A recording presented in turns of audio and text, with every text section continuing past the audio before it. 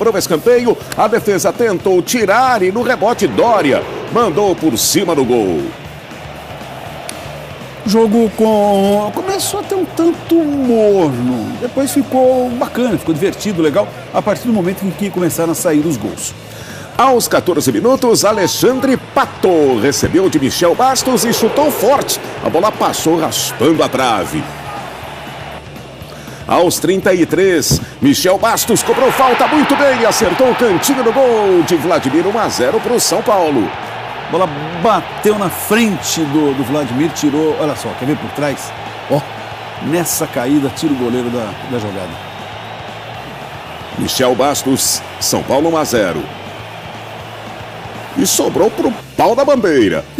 Aos 44, Lucas Lima lançou para Giovânio, que cruzou na área. A zaga tricolor tirou e Rafael Longini ficou com a sobra e chutou. A bola bateu na mão do Denilson.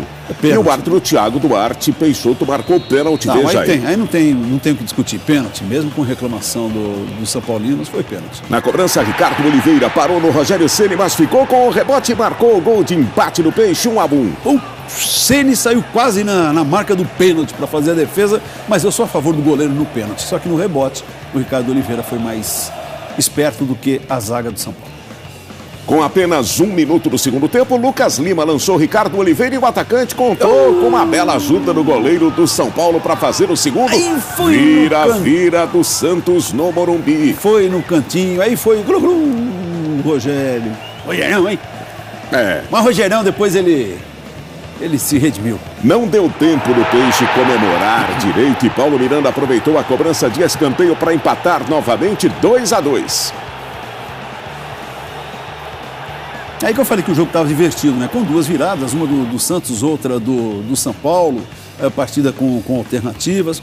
Foi um bom jogo no fim das contas. Aí no segundo tempo, depois do clássico começar muito movimentado, deu uma esfriada só aos 37. Teve lance de perigo com o Marquinhos dos Santos, que chutou perto da trave tricolor. Em seguida, aos 38, o árbitro marcou pênalti de Daniel Guedes em Carlinhos.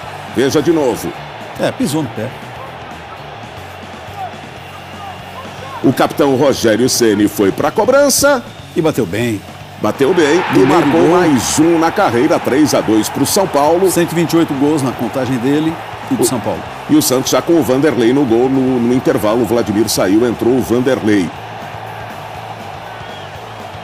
Aí o Centurião veio. E para piorar a situação do Peixe, aos 41 minutos, Marquinhos Gabriel reclamou muito com a arbitragem e levou o cartão vermelho. Final no Morumbi. São Paulo 3, Santos 2. A equipe do Santos ela se portou realmente um pouco abaixo do normal no primeiro tempo. Quando tomou o gol, voltou para o jogo.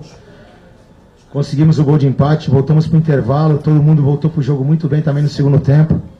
E o que nós estamos a lamentar nisso tudo é que a gente sofre demais para fazer os gols. A gente luta, a gente briga e nós tomamos 3 gols de bola parada. 3 gols de bola parada. Então isso é inadmissível num clássico como o do São Paulo. Do problema da ausência do Robinho? Não tem problema, cara. O Robinho está servindo a seleção brasileira, é um grande jogador, entendeu? O Santos não se resume a Robinho. O Santos tem uma grande equipe, ganhou vários jogos no Campeonato Paulista, até clássico, sem o Robinho, entendeu? Então a gente tem que ter calma, entendeu? Os jogadores estão se esforçando. O que a diretoria te passou sobre Paulo Henrique Ganso? Alguma chance de você receber esse jogador como reforço para essa temporada? Ou vocês nem conversaram sobre isso? Ou também tem a possibilidade de um nome desse nível chegar também?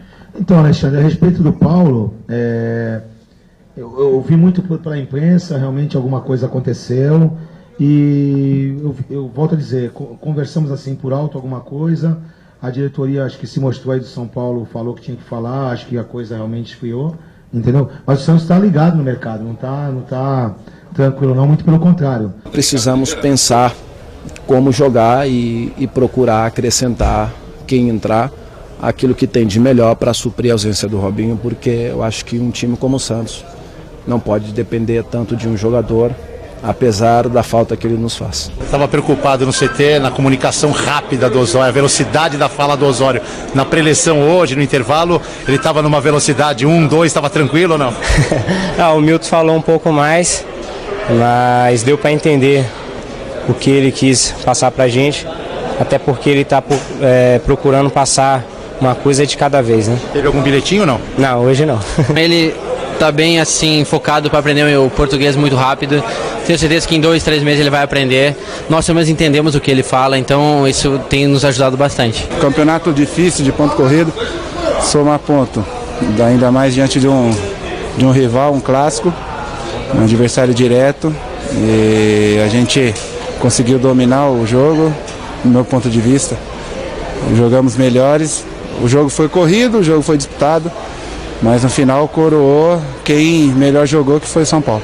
Valeu a pena esse período que eu fiquei aí, foi gratificante. Tenho que agradecer a diretoria que teve, né, confiança no meu trabalho, né? O presidente Carlos Miguel, a Ataíde confiaram no meu trabalho. Tenho que agradecer também a torcida que sempre me apoiou, hoje de novo gritou o meu nome, né? Agradecer os jogadores que esse período que eu fiquei não tivemos nenhum problema de disciplina, de jogador, né, não querer ficar no banco, ficar bravo, não aconteceu nada disso. Então, eu quero agradecer muito aos jogadores pelo, né, o companheirismo, né? Paulo Henrique Ganso vai voltar para o Santos? Que história é essa, hein? Parece que eu ouvi na imprensa, né, que teve 2 propostas, uma do Santos e outra do Flamengo. Mas como eu falei, é o presidente do São Paulo quem decide se eu sou um atleta negociável ou não. Mas você voltaria a jogar pelo Santos, Ganso? Eu não tenho problema com nenhum clube, isso que é o mais importante. Tá certo, hein? Tá com uma bichinha bonita, hein? Não tá não, Ganso? Tá. Não, Ganso, eu gosto muito dele, hein? Bom, vem cá. Os caras rindo aqui, não sei porquê, eu não falei nada de extraordinário. Eu falei que foi um jogo divertido, foi, né? Mesmo com um começo mais frio e depois até num período no segundo tempo, mas no todo, que interessa a partida no todo, que foi movimentada. Um jogo de 5 gols também não dá para você falar que é um jogo monótono, né? O São Paulo também não se pode dizer, já tem o trabalho do técnico do Osório, já é um time diferente, nada, tá ali, basicamente é o time que vinha jogando com o Milton. Ele vai fazendo alguma observação. Uma delas, por exemplo, começou com o Pato, depois ficou com o Luiz Fabiano.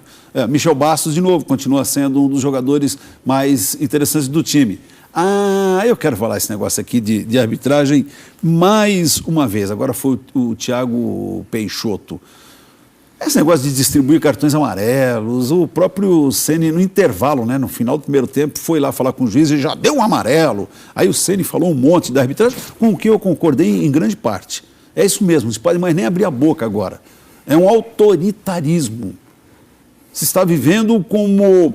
E eu escrevi isso há pouco no Twitter, como se a CBF, por meio do seu departamento de arbitragem, está querendo que um jogo de futebol seja como uma ação militar e que os técnicos e jogadores são soldados que não podem contestar as decisões superiores. Isso, no terreno militar, funciona, claro, é o princípio da autoridade, caso contrário, viraria bagunça, um exército. Mas não no futebol. É outro papo, é outra história. Na verdade, deram munição para muito juiz até esconder sua insegurança e suas falhas por meio do autoritarismo. Isso é absurdo. Mesmo a expulsão do jogador do Santos, porque deve ter falado muito. O que o juiz mais ouve na carreira? É reclamação, é pressão. Toca a bola, vai expulsar o cara que de fato tentar agredi-lo, o jogador que se comportar de uma maneira violenta com o rival.